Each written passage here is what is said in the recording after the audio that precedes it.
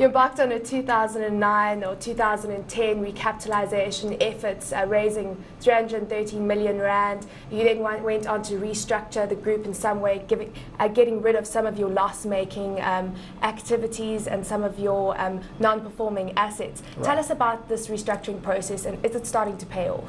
Yeah, I think 2010 has been a very busy year for us.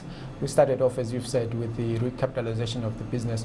That was really to address some of the debt levels that we had, which date back in 2007. 2008, the market tanked, and we started experiencing problems that related to the debt levels that we had accumulated.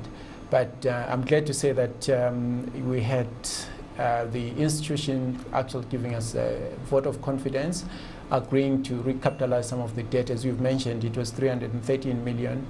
I think that gave us as management the confidence, and we've been able to do quite a number of deals during that year. For example, we restructured, and we took a view that we were going to use what used to be Peregrine Quants as a platform for us to grow our asset management activities.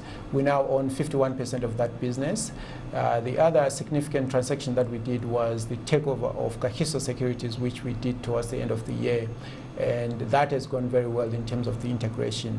We also created a platform on the private client side, and that's going extremely well. Now let's take a look at your revenue growth, 60% to 195.8 million rand. Now you indicate that asset management fees and new advisory mandate fees were a key driver for this. So essentially, are you saying that income in 2010 was as a result of an increase in fees?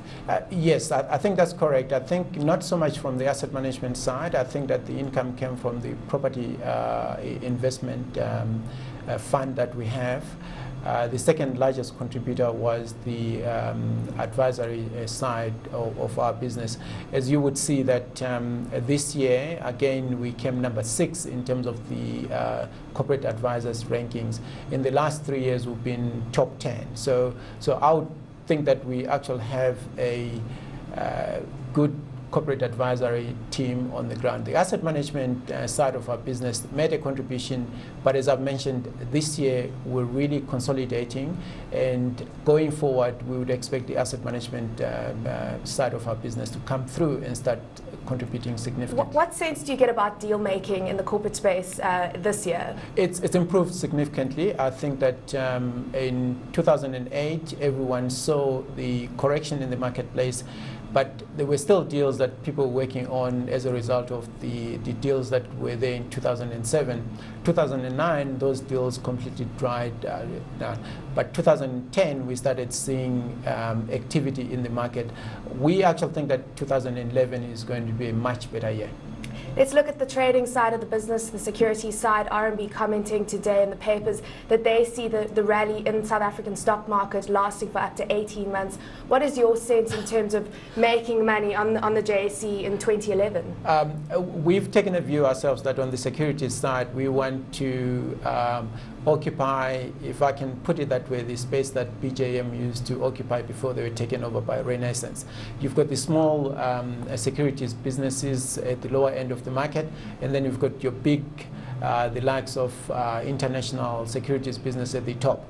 In between here, there's no one occupying that space, and we've taken a view that we would like to occupy that space. And clearly, following the takeover of Securities, we've seen huge volumes coming through our way, and we're quite positive going forward in terms of the trading volumes. For 2010, you made a headline loss of 3 cents a share, but that is an improvement from the 11 cents a share that we saw in 2009. What is it going to take for the company to start making a profit? Are you confident that you can turn it around this year? Absolutely. I think that if you look at our operating businesses, they are making profit. We are making profit. The downside really is the fact that we still have huge finance costs. We are addressing that this year. We've taken a view that that's one area that we are going to address aggressively, and I think that all indications are that we'll be able to turn that into a profit going forward. I think it's a big improvement from 11.4 cents loss to 3 cents loss if you look at the headline earnings, and we're quite positive about that ourselves, and we think that going forward we should be able to begin to start showing a positive earnings.